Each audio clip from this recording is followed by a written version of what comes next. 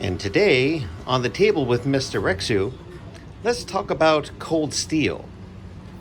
And let's talk about the Viking hand axe. Now, what I'm going to be doing today with this video is that the Cold Steel parking lot event is happening on October 24th and 25th down in Ventura and their parking lot. I've been there several times. It's a great community. I've met a lot of really interesting people, some people that work in Hollywood as actors and as people who make props. And of course, the biggest character there would be Lynn Thompson himself. So you get to see a lot of really cool things, and you have an opportunity to pick up some fantastic deals on the famous or infamously infamous Cold Steel products. Now, my first thing here is the Viking hand axe. Now I have modified mine, so I'm going to give you the details. Weight is 17.6 ounces.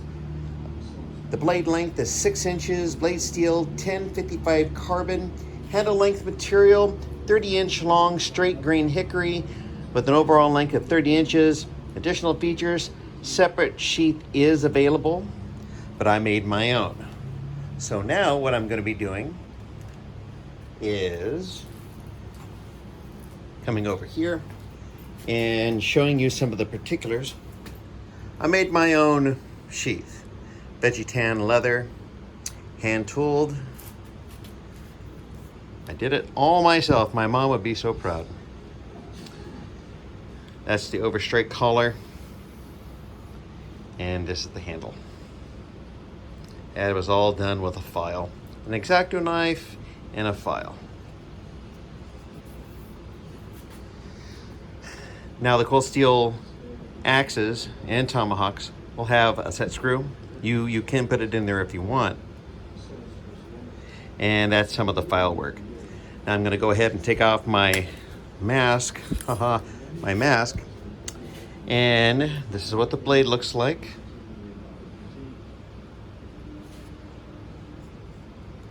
Now, I cold blued mine.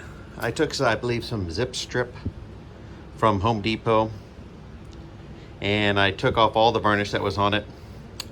Took, a lot of time with like a sandpaper and what have you to get it all done. Then I used what is known as birchwood Casey bluing chemicals. They have that in liquid and in a paste. And it took a little while, but it looks really good. It really does, at least in my not so humble opinion. Not like I'm an expert at this. I just watched a bunch of YouTube videos, took some inspiration, and went out there with my Dremel tool. And I added the file work and finished it off with various files. And now here's one thing. This is not the original handle, because they have a habit of pressing on their axe heads onto their handles so they make sure they don't go anywhere. So I asked if I could get a brand new handle, and somebody was gracious enough to run inside and grab me one, and this is the one that is on. So if you're going to go over there, you're going to get an axe, realize that it is going to be pushed up into there. I mean, you're going to have to do a lot of work on cleaning it up. It's going to make it hard to get it off in the first place. Then you're going to have to spend a lot of time cleaning up the axe handle. Or you could be just like me and you just buy a separate handle. So this is the first thing, one of the many things I got from the parking lot sale. And next up is another axe. So the next thing we have here is the Cold Steel Hudson Bay Tomahawk. Now this was inspired by the trade axes used by the Hudson Bay Trading Company in the swamps of northeast Canada. Famous for its versatility and effectiveness, the Hudson Bay axe became indispensable for anyone trying to wrest a living out of the wilderness, or in my case, suburbia here in Southern California. Now this comes in at $49.99 on their website. But the good thing is they do have seconds and other things of that sort there at the parking lot event, and you would be amazed on what a great deal you can get on an axe like this. Now this comes in at 1 pound 1 ounce head only, 24.6 ounces overall. It's a 1055 carbon steel. Handle length material is 22 inches of American hickory, overall length of 22 inches. So, as you can tell, I also modified this one. I also got an extra axe handle for this because of the same reason I told you earlier. I chose not to put in the set screw. If I was going to do it all over again, I probably would have put in a grid here. I would have just etched it out and then used my Dremel tool with some appropriate files, hand files, and taking care of it. Went over to eBay. There's a guy named Rather Be Wheelin' on eBay, and he made these. He's a vet. So there's this. That'll hook on your belt, and your hawk will slide down the handle, and you can carry it that way. It has retention here. That's spring-loaded.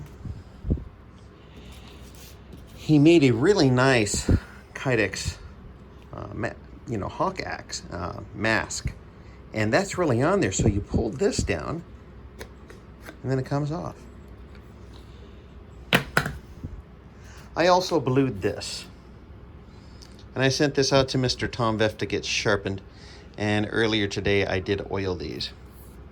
There's some file work. Do some justice to it.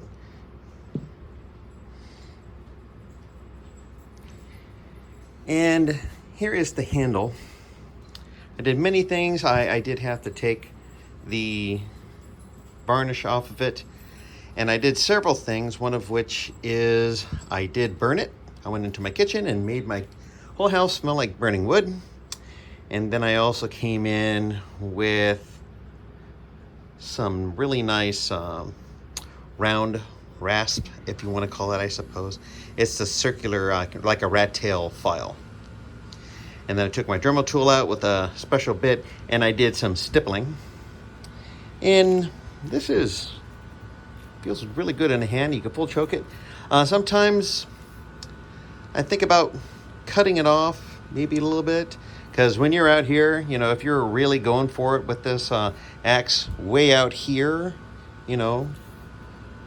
it is quite heavy. I mean, you're definitely going to be able to cut some stuff here, but you can full choke it, half choke it. That's what she said, right? Am I right? There you go. There's my joke for the moment. That this is the Hudson Bay Trade Hawk from Cold Steel. And you can get one of these, most likely, at the upcoming parking lot event. And now it's time to look at something else. Next up on the table is this. Leather sheath with dangler. This is leather. You could wrap it around your leg. Now this is the Wild West Bowie, coming in at $129.99. And styled like the iconic big blades featured in Western TV shows and movies, the Wild West Bowie is a noteworthy American classic. My teleprompter is giving me a hard time. It has a long wide blade, weight forward, balance, and is saber ground and fortified with a false edge to assure maximum cutting potential for slashing. Now this is 23.1 ounces, 4.75 millimeter blade thickness, blade length 10 3/4 of an inch, blade steel is 1090 carbon steel, handle length material 5 1/4 long with rosewood scales, overall length is 16 inches. Additional features: black leather sheath with brass accents. So that has a black brass handguard and hardware.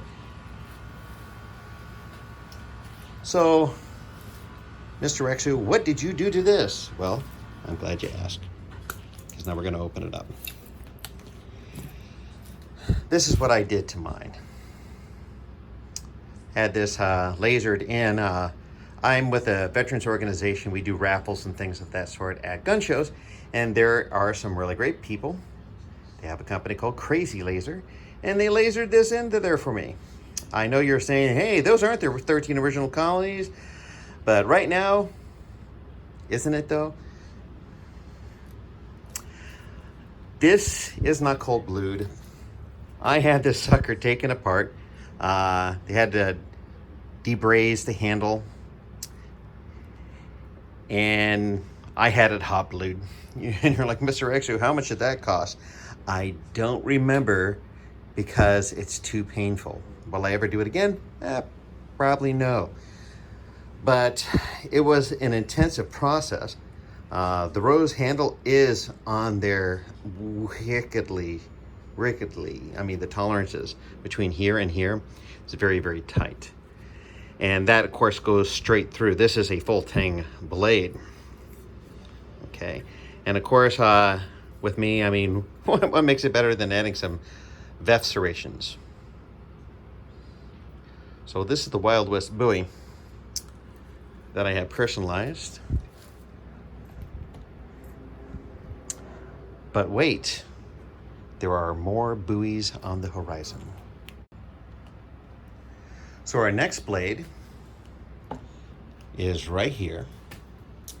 And this is known as the 1917 Frontier Bowie. And it's made out of 1085 high carbon steel. It is treated to a hard spring temper and beautifully blued to a lustrous finish. It has a big S-shaped guard to offer excellent hand protection. It weighs in at 23.8 ounces. It is a 1/4 inch blade thickness, a blade length of 12 1/4 inches. Handle material is 5 3/8 and is made out of rosewood. Overall length 17 5/8 of an inch long, and it features a leather sheath with blued steel fittings. I don't know if I would call this a dangler, but it definitely will move. And what I'm going to show you now is, I do believe this is called a frog. So that'll pop out. Whoops, not yet, sweetheart. All right, so this comes off of the mounting. It's got a steel guard on the tip with accent. And then what you do is you just slip it forward. And as you can see, I've done this plenty of times. There you go. And now let's pull the blade out. So here is the blade. You're like, Mr. Rexy, you didn't do anything with this. Nah, this time I really didn't feel the need to change anything that this blade can, it just came right out of the box. I'm like, yeah, that's as good as it needs to be. And I'm very happy with it. But the Bowie madness is not yet done. Here's what's next. So what we have here are 2 cold steel Marauder sub-hilt buoys. Honoring the name of Merrill's Marauders, also known as codename Galahad, the United States renowned assault unit within the Southeast Asian theater of conflict, Cold Steel's Marauder Bowie is rugged, relentless, and reliable. I know it's true because that's what they wrote down. This MSRP's without excluding taxes $127.99. Comes in at 12.4 ounces, blade thickness 4.7 millimeter, blade length 9 inches, blade steel Japanese AUS 8A stainless. Handle length material 5 1/8 Crayex. Overall length 14 1/8 of an inch, and it has stock a Securex sheath. Now, my thing is this. I like to get my own Kydex sheaths. I did have an original sheath, and I pulled the buoy out very quickly. And well, gee whiz, I just happened to get the one that pulled it. Just the belt loop stayed, and the knife came with me. So what we here have are two aftermarkets. Now this sheath was made by Red Hill Sheaths. Oh yes, there is a Veff sticker on there for a good reason. So let's take a look at this one.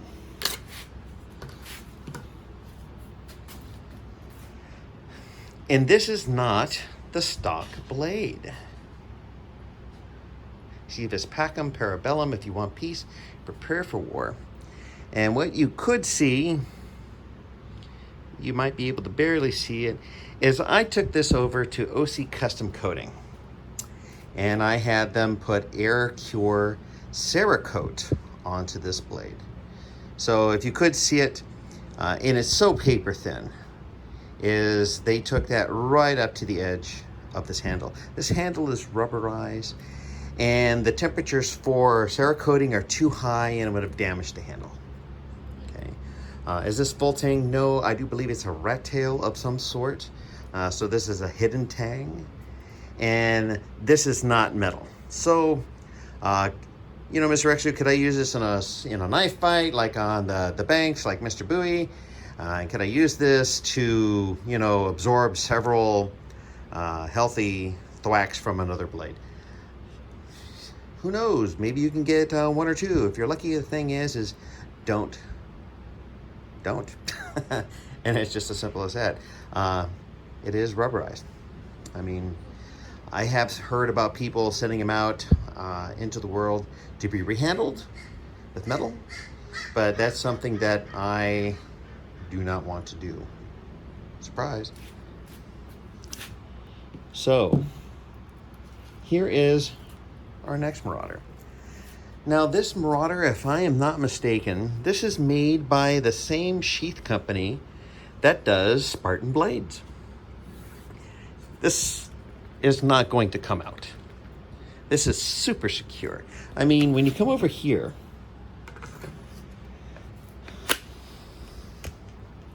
this is not coming out either. And as you can see how it retains. But at the same time, there is not a snap. I mean, if you're going to do something crazy, jump out of an airplane or something like that, I wouldn't be surprised if you could just put some, like, paracord, wrap it around the handle and secure it that way, and then take it off when it comes time to, you know, do the boogaloo. But now let's go ahead and take a look at this Marauder. Ooh. Now this one, in Morte Ultima Veritas, Vincent Veritas in Omnia Re. Now I'm going to put up here what that means. So, Auth 8. Gee whiz, I got this wild hair on my ass, and I decided to cold blue this, and this is the result. It's gray. It's not black. That's gray. And yes, just like on the other blade, there are Veff serrations on this. This was engraved by Krazee Laser also. You'll find that a lot of my things that are engraved by Krazee Laser. That one was done by the same company. OC Custom Coating has a guy, and their person laser engraved that for me. This one is done by Krazee Laser. And I'll put their link in the descriptions. So there are two of my Marauders. Now, the thing that you have to look forward to going over to the parking lot event is they have a new Marauder that has cold steel serrations the whole length of the blade, like a little buzzsaw. There are videos of them doing what they do. Lynn Thompson's over there sticking it through stuff, cutting things, and it's completely impressive. And I recommend you go ahead and look at it, because you've never seen a cold steel cold steel video, then you haven't lived yet. And now for our final blade, our cold steel parking lot event, upcoming 24th and 25th of October. This is my last blade. So what we have here is the Cold Steel OSS. Much prized by hunters and members of the military community looking for a dedicated combative tool, the double-edged OSS was primarily designed for the thrust. However, because its twin edges are honed to razor sharpness, it also has the capability of delivering lightning-quick slashes in virtually any direction, just like in the Matrix. This goes for $119.99. I do believe I got mine as a second because I think the box was damaged, so I got a really good deal. Bring cash. Bring cash. You can get some fantastic deals. If you walk in there with a fistful of 20s, you're going to walk out with a fistful of knives. So let's get over to this. It weighs 8.6 ounces with a blade thickness of 4.7 millimeter, blade length of 8 1/4, Japanese AUS 8A steel, stainless steel. The handle material is 5 1/8 Crayex. Overall length is 13 3/8, and it came with a Securex shield. So